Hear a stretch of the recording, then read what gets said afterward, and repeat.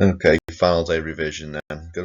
We discussed Jack a lot, and I think Jack is your key character in this, but I'm going to just do a quick bit of revision on Ralph and Piggy here. Okay, with some key quotations. So Ralph, what we know, so he's the golden boy, isn't he, at the start? He picks fun at Piggy, but they end up forming a close bond. Both Ralph and Piggy believe in rules, order, civility. Okay. Ralph's strong and physically powerful, and he has the conch at the beginning that shows his power, and he tries to maintain that civility. In chapter 7, real key part, he gets involved in hunting and he likes it. He gives into bloodlust, and Ralph doesn't like his hair growing because his hair growing is savagery growing within him. Okay, I've taken this from a study guide. You might pause it and have a quick read. Again, same with that. You might pause it and have a quick read. Okay, so I've chosen some kind of key quotations here. Okay, at the beginning, he's described as the fair-haired boy and golden. Okay, linking the idea of leadership. Golden, life's winner. You win a gold medal at the Olympics for being the best. There's a sense that he's touched with success, and he's the inevitable chief in the beginning. Okay, because he looks good. In reality, we think, is he the best leader? Or is Golding saying that society chooses its leaders based on how they look, because he's superficially good? Golden and fair, though, do suggest that civility shines from Ralph, okay? And that's very different to Jack, isn't it, with his black cloak circling. Ralph loves rules, but he's a bit naive about it. In chapter 2, when he's trying to create order, he says, we'll have hands up, like at school. He's obsessed with order and civility, okay? We know that school is symbolic of a hierarchy. The grown-ups are in charge and the children have to do what they're told. And that's what Ralph wants. He wants that kind of very traditional societal structure. Hands up is an image of respect and subservience. Okay, when you put your hand up, you wait for somebody to ask you. And again, Ralph relies on people being subservient and being full of respect. And we know that changes. He's obsessed with fire and rescue. We ought to die before we let the fire out, is what he says in chapter 3. Okay, Ralph loves the idea of rescue because fire represents a return to the norm. This is something that's most important to Jack. Remember, this isn't true of to Ralph. Remember, this isn't true of Jack. Hunting is everything. He isn't bothered about rescue. But Ralph always remembers, he wants civility.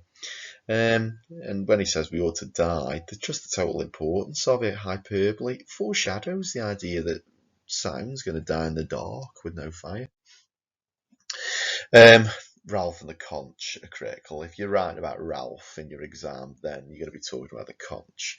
Okay, Ralph was left holding the conch with no one but Piggy, is a lovely quotation from chapter 2. Holding is paternal, the idea of protection, to hold something. In chapter 2, we already see if these two hold the conch, if only these two are holding the conch, then civility is weak. That quotation foreshadows the idea that the conch is going to become meaningless to most people on this.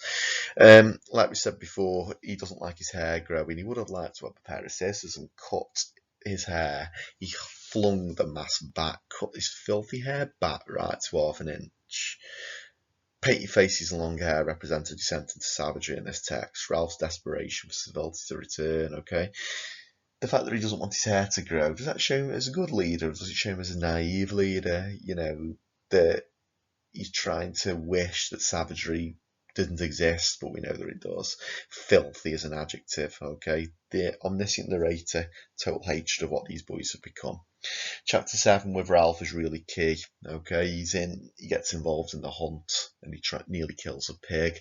I hit him, said Ralph again, and the spear stuck in a bit. Repetition of I hit him, monosyllabic, okay? Ralph's dissent, shown through his language, all one-syllable words. This concept of bloodlust is really important, okay? Golding's key message, everybody's capable of savagery. Humans are the beast. And the repetition of I hit him shows that he wants this validation from the other boys. He wants them to respect that he's done this. After Simon's death, remember Simon's death, Torbit, Chew, Tenor, Teeth and Claws.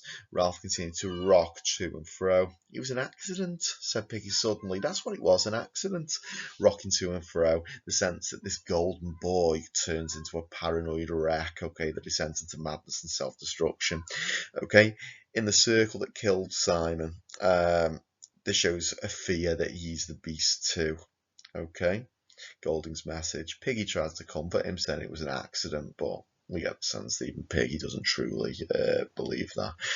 Ralph wept for the end of innocence, the darkness of a man's heart, and the fall through the air of a true friend called Piggy. Okay, Ralph weeps. Now, weeping is constant crying. It's emotive and forceful. Okay, even though he's rescued, Ralph understands that at this point that savagery exists within us all and it can't be taken away. And Golding has that key message onto the savagery destruction. By that final chapter, we get the idea of remorse in Ralph. He is a civil boy. He's a good leader because he understands the devastation of what they've done. Jack doesn't. Okay, we're going to go on to Piggy then at this point. Okay, I want you to remember with Piggy, the omniscient narrator. Now, he's initially described as being the fat boy, and we're told sucks to be your asthma. Structurally, the reader is preconditioned and prejudiced, really, against Piggy from the start. We're forced to see him as an outsider. We're placed in the position of the boys. Okay, we're told to ridicule him from the beginning. This omniscient narrator insults him. There's a sense that this begins a line of ridicule through the text. And you might think about the evolutionary or the survival of the fittest or Darwinian reading of Lord of the Flies, okay? If this aren't survival of the fittest, we're told right from the beginning that this boy isn't going to last. He's not going to survive. Okay, it's a bit the same with Simon. The first time we see Simon, he's fainting on the beach. We're told that these boys are going to die by this narrator. Okay, it's ever so valuable. Piggy cradled and caressed the conch. Piggy and the conch is something important. Okay, to Piggy, this conch is magical, valuable, precious, and he values it like his life. Think about that verb, cradled. He's the father of civility in this text. It's a paternal verb. He sounds like a protector. Ironic, really, given the fact that he spends his time as an outsider and he isn't protected at all.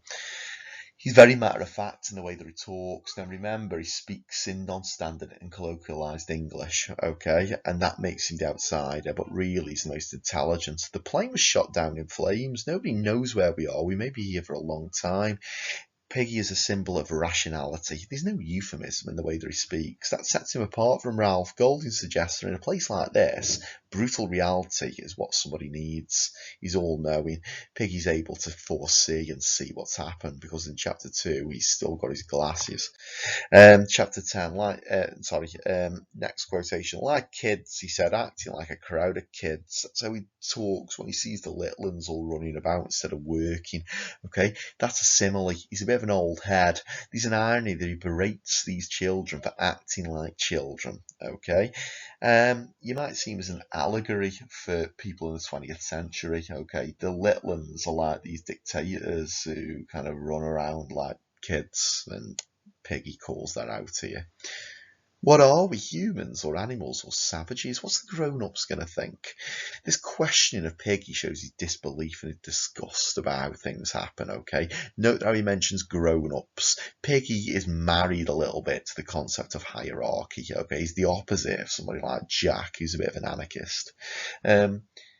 He's always thinking, what will people who are more powerful than us think of us? Him and Ralph are really obsessed with this idea of grown-ups. They want the old life back. Only Piggy could have the intellectual daring to suggest moving the fire from the mountain. Piggy suggests moving the fire to help them. Okay, it's a mythological image. Prometheus stole fire for the masses. And Piggy tries to do the same. By presenting him in such a daring way, there's a sense that despite being hidden in the body of somebody different, there is something like the Greek hero about Piggy. I mean, it's top level inference, that, okay, if you've got that. Stealing the fire, he's this kind of, hidden hero. That's right, we was on the outside, we never done nothing, we never seen nothing after the killing of Simon. Piggy lies to himself about the savagery that the boys been part of, okay? Now, Piggy was on the outside, the Ringer boys, and that is a metaphor for his place on the island, okay? He's firmly the outsider. We do see social conscience here. He doesn't believe the lies, but he lies to Ralph about them not being there in order to support him as a civil leader. It's the lesser of two evils. He knows that if Ralph fails, chaos will reign. So he makes he makes Ralph feel better. Okay, and then this final quotation here: "The rock struck Piggy a glancing blow from the chin to the knee, and then the big one. The conch exploded into 1,000 white fragments and ceased to exist." Exploded as a verb mirrors the warlike destruction that we see through the text. When the conch is destroyed, Piggy is killed. The only true protector of civility is gone. The conch can never be put back together again. Okay, lovely. I've taken this from a revision guide, so you might pause it and have a look at the character of Piggy there. Again, you might think about Piggy there. Piggy's glasses, a key symbol. You know, the symbol of foresight. Jack breaks his glasses when Jack breaks Piggy's glasses. It shows that Jack's monosyllabic descent into savagery is becoming more powerful. Piggy, as the father of civility, becomes more vulnerable because he can't see. Piggy's glasses are used to create fire. That's the only hope of rescue. Okay, and like I say, the concept of sight there is really important. When Piggy's glasses are removed, his sight is lost, therefore vulnerability remains. Okay, so you might pause and have a look. And that's Ralph and Piggy. Like I say, if it was the only character question I would answer, in truth, would be Jack. I'd look for the theme question, but you know, be linking with there. So hopefully that'll help you in your revision today.